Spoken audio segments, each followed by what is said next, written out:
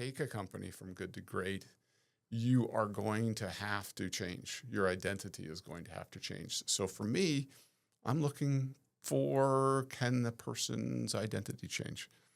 Are they willing to transform themselves through the process of transforming an organization? Because it happens, and you have to be ready for it. You're not going to be the same person that you were as CEO of a $5 million organization, revenue-wise, that's a relatively small company, versus a 50 or 500 million. You'll be a different person.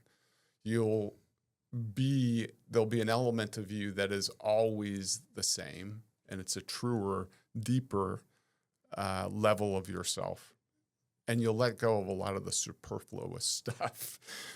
And that's the hard part, because with that comes an identity that exists today that you have to be comfortable with letting go of. I'm trying to think of, it's called self-sabotaging. Yes. And that's, I think, something I struggle with a lot. I think if I had to, like, what's one thing I do a lot? And I think I self-sabotage a lot. And I'm learning that. And I think it's what's like, but for like, so, and you've heard of self-sabotage before, I'm sure. Yeah. Like, can you define? Been guilty of it. So define, like, what is self-sabotage? Self-sabotage is literally, my definition of it is some habit or behavior that is very, sometimes it could be even nostalgic. I don't know. It's a part of me that has existed for a long time. And it may not be serving me anymore, but there's a comfort level to it. Yeah. And so I'll use an example, and this one's a real simple one. For me, I will read a shitload of books. And sometimes that obsession with reading books can be to excess. And then I'm not doing the things that I need to be doing or should be doing. And so there's an identity element that comes with me being more balanced, for example, in that habit. And you can apply it to any number of habits. It's like there's some habit that you're holding on to that feels very comforting because you've done it for a very long time, but also is because of the excess of it getting in the way of you doing something else. So you might get yourself into a zone where you're just crushing it. You got your habits dialed in, you get your behaviors dialed in, and then you'll slip a little bit. Yeah. And then before you know it, you've gone like 30 degrees off, and you've got to then pull the energy back and get yourself back on track. So the self-sabotage is the willingness to let that thing happen. And I think it takes a lot of different forms too, because mine's mindset. Yeah. So some people it will be along the lines of, who am I kidding myself, for example, in the extreme case, which means, I am just this. My identity is tied to every single stinking thing that happened to me to this point in my life, and whatever story I've got going in my head about that. Yeah. So that is a habit, a behavior that stops a person from going over the line into discomfort. Because they almost, then I speak from experience because I lived this with, and you can also call this, plane. No, I thought I heard something playing.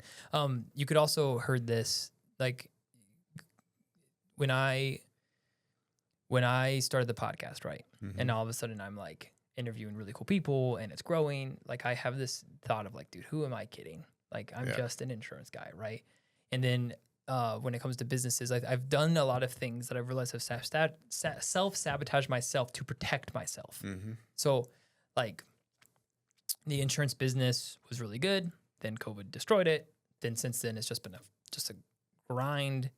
And I find myself living in the mindset of like, you know what? If I'm poor the rest of my life and at least I have my family, I'm okay. Which is a good mindset to be like, I'm glad I just want my family that God's given me, and money doesn't affect my happiness. Gratitude. Right. So I'm grateful for that. But then on the flip side, I think I use it as a protection of like, assuming that I'm probably not going to be successful financially. It has, and that's changed because if you would have met me when I first got married, dude, I would have told you I'd been a millionaire by 30. You know, I was hungry, ambitious, and now just because we've gone through, I think it feels like a 7-year valley. Yeah. That it's like hard to believe again that like, you know, and because, you know, when you live in the hamster wheel, you know, I'm getting raw. Like this is what my wife and I talk about. When you live in the hamster wheel, you always feel like you're running, but you're never actually getting anywhere. Eventually, you just self-sabotage yourself to just never believe you're actually going to get out of the hamster wheel. Yeah. And you kind of protect yourself in a way to like not hope. And so I realized I was doing that probably about 6 months ago, where I was just kind of like, you know, I'm probably just going to do insurance the rest of my life. It's probably going to be a struggle. We're probably not going to have much. It is what it is. And I'm like, this is very unhealthy mindset, because if I want to grow and want to be an entrepreneur, I can't just be like, oh, it was me, blah, blah, blah. Like, and so now that we're building a media company, like I have to fight every day in my mindset of like, I still face doubts of like, who am I kidding building a podcast coaching company? Like I'm, you know, so I fight that daily. Like that is a big struggle for me, that mindset shift. So there's this saying that you have to act your way to thinking differently. You can't think your way to acting differently. And I guess the best way to describe this is just recognizing that your mind is always going, and it is rationalizing things right and left, and it's creating all kinds of logical reasons for you doing things a certain way. But generally, it's doing the job that your psyche has designed it to do, which is to prevent you from doing things that are uncomfortable. Yes, right. Right. So I described this to one of my clients recently, and it's an individual who's incredibly purpose-driven and incredibly over-the-top ambitious, and who self-destructs on a regular basis. And we had a conversation about that, and I said, it's kind of like recognizing that self-destructive thing, that behavior or set of behaviors is not really you. That's a construction of you, and that you've been complicit in the creation of it. But it exists. And so when you're inspired, it's like, I have this World War I in the trenches analogy in my head. It's the troops going over the top. Yeah, yelling and screaming. Going over the top and going almost into certain glory or death, right? That kind of thing. Well, your psyche's the guy who is in the foxhole pulling you back from doing that, all right? And it makes perfect logical sense that they would do that, because the chances are you're going to die. So, but the reality is, it's not just the chances are that you're going to die. There's 100% certainty that you're going to die. Every human being who has ever lived died eventually, right? So it is recognizing that thing is there, and that reality exists for every one of us. So make the use of the time that you have available to you. Yeah. And thank you very much, Psyche, for protecting me. But every now and then I have to go over the top. It's something Nick and I talked a lot about, is just being uncomfortable and living in the uncomfortable. Yeah. And really striving for that uncomfortable, you know? And if you're not uncomfortable, then you're like, he used the analogy of working out. If you're not putting stress on your muscles and you're not whatever, then you're probably just getting fat. Yeah. You know, and it's like, if things are very comfortable, then that should be a red flag of like, I'm not growing, you know, because a lot of times growth equals uncomfortable. Yeah. I was doing some work this morning with the change equation. Are you familiar with that? What it takes to get a human being to change a behavior. And the formula is really simple. It is the change is equal to, change needs to be greater than resistance. or the elements of change need to be greater than the resistance. So on one side of the equation is resistance with a big R, and on the other side of the equation are the elements. So number one is dissatisfaction. So that has to exist to some extent for you to change a behavior. There also has to be vision. And this is an important part that's often missing. A perspective of what it actually looks like on the other side. And then the third thing is a first step, an action, as simple as possible that can actually be taken.